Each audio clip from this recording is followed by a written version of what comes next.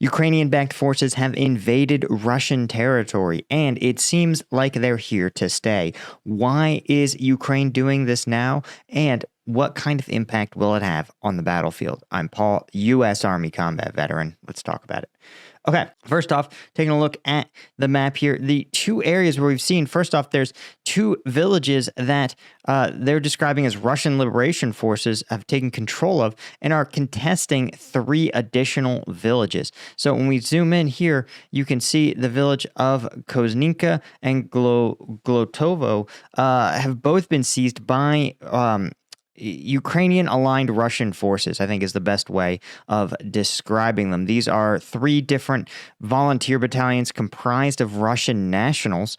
The idea being that while they don't want to see Ukrainians invading Russian sovereign territory, simply arming a separatist group is kind of a little bit more of a vaguer outcome that is not necessarily the same level of international might not spark the same level of international incident. This is funny because this is like a classic move out of the Russian playbook where Russians will back separatist groups or pretend to be someone else in order to create this plausible deniability. So it's actually kind of fun for me to see Russia get subject to the same kind of nonsense. You might recall this isn't that different from what happened in Crimea in 2014, for example.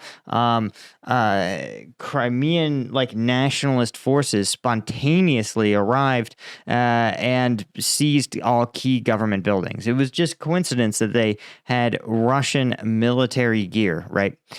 So you can see that on a number of different locations across the front lines, there's been some fighting, right? You can see here Tokino, you could see Gravian, but there's a bunch of these locations actually in this Russian Belgorod Oblast that have seen significant fighting.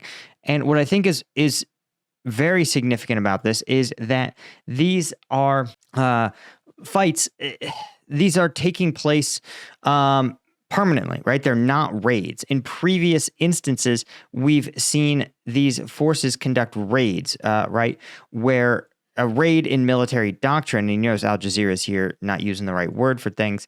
A raid in military doctrine means you hit a target, you take what you need, and you withdraw. Literally unchanged since the Viking era. Vikings would land their ships, they'd loot and pillage what they wanted, and then they would withdraw on their ships before a response could be executed. What's interesting is that these Russian groups now are remaining in Russia. They're trying to actually hold these villages. And the idea is severalfold. First, they point out that this is taking place 3 days before the Russian presidential election. And while there's not really any doubt that Putin will win, it's still seen as a symbolic referendum on Putin's leadership. And it's worrying for Russia because it still puts in the forefront of people's minds questions about the efficacy of their government. It's sort of asking everyone, do you like what your government is doing? And even if the only answer they can publicly say is yes, it still creates a lot of questions in the minds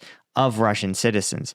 But what's interesting is that Ukraine is maintaining that this is actually meant to humiliate President Putin, who has been trying since taking Avdiivka to demonstrate to the Russian people that his special military operation is going well. But the fact is that he is unable to hold Russian sovereign territory is pretty humiliating, especially if these villages cannot actually conduct the vote as a result of Ukrainian-backed Russian separatists holding portions of Russian sovereign territory. Now, Russia says they've thwarted these raids, but it appears that there's at least been some video depicting the Ukrainian-backed forces holding on to some territory within the Russian Federation. As they point out, a former member of the Russian Duma, now acting as political head of the Freedom of Russia Legion, said on Telegram raids have been carried out by a group in a joint operation with the Russian Volunteer Corps and the Siberian Battalion. right? The Legion, of course, has been putting out video depicting some of the fighting, but we're going to take a look at that tomorrow. One thing I did want to quick point out, guys, and this don't click away.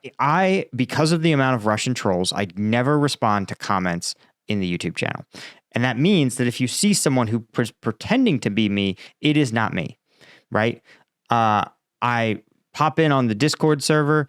I will, that's basically it. And I'll occasionally respond to comments from members on Combat Vet News. But that's it. That's it. So if someone is in the comments and they are telling you that I want to talk to you on Telegram, I don't do Telegram. They are crypto scammers. They are attempting to run a scam, impersonating me. It's very common on YouTube channels. But rest assured that if you think you're talking to me in the comments, you're not. It is not me. Now, the other interesting part is that another cross-border attack, that Kiev has actually launched a drone strike against a major oil refinery. And we've seen, again, footage. Russian officials say the energy facilities are fine, but there's a lot of footage depicting these oil refineries with massive fires and significant damage. So it seems like Ukraine is kind of taking off the gloves. And we'll talk in a minute about why they've chosen now and why they suddenly feel empowered to do this. But I have other big news, not about Ukraine, but big nonetheless, big to me. And that is that Strike Gum is on Amazon. We are finally live. We are finally listed. You can check it out. I'm going to link to it in the description. You can get your individual packs or you can get your trays. So instead of having to go to strikegum.com and enter your payment info, everything's already saved. You can already put that order in on Amazon. So check it out. I'm going to link to both the tray and the pack in the description. The other thing I want to ask is that if you make this purchase on Amazon, please leave a review. It makes a huge difference to an Amazon seller to have a strong community of reviewers who've reviewed the product. Obviously, I believe I've made a 5-star product, but ultimately you should leave a review about the experience that you had. So check us out, amazon.com / like Strike Gum, blah, blah, blah, blah. The link is in the description. You can also search Strike Gum or Strike Gum Energy, and you should see at least the packs. But again, really excited to be on Amazon finally. So one other note about the reason that we're seeing this, in addition to timing it around Putin's election, is that, remember, as a condition of U.S. aid, Ukraine was instructed not to use U.S.-provided weapons to invade Ukrainian sovereign territory or Russian sovereign territory. This was seen as a red line for the U.S. and a dangerous escalation of the fighting. The problem is now it doesn't appear that there's any signs that the U.S. will be providing continued aid, meaning the only leverage we had to control Ukrainian behavior is gone. So Ukraine now is under no obligation to avoid sending their forces into Russian territory because the entity that demanded they not do it, the United States, isn't working with Ukraine anymore, essentially. Now, I know there's a story where people are like, oh, the U.S. has a $300 million aid package. A $300 million aid package will produce like a few hours of shells. Like it's a comically small amount. And so I just point that out because, again, you're looking at, you got to put things in perspective. Like the deal that would give them about 18 months of supplies to continue the fight is a $60 billion deal. So, that's 180 times the size of what was provided today. So again, to Ukraine, the U.S. has sort of abandoned it as a partner, and so they're not obligated to follow U.S. guidelines on the use of their equipment. And of course, the other belligerent, Russia's response, is to do what it always does, which is threaten to nuke people. And Putin just says something that is always true, which is that Russia is technically ready for nuclear war. This is also true of the United States and of all nuclear powers. All nuclear powers have their deterrents at a constant state of readiness. So this is a classic move where Putin, will issue another warning, another threat. And the idea, Putin knows this. He knows that among a certain caliber of American, when he just uses the word nukes, people shake in their boots. But the truth is, the Soviet Union before him and even Putin himself has been making nuclear threats for just absolutely for years, probably even decades. Let's see. I wonder if somebody has there's so many of these that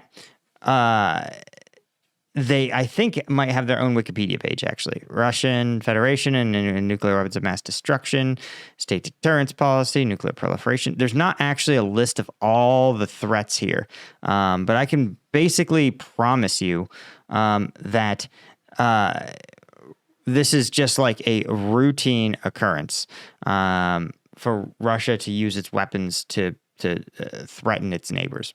Super normal for them. Anyway, guys, thanks to all the Colonel tier members of Combat Vet News. Thanks to the Lieutenant tier members. Be sure to check us out at combatvetnews.com. New videos dropping tomorrow. See you in the next one. Cheers.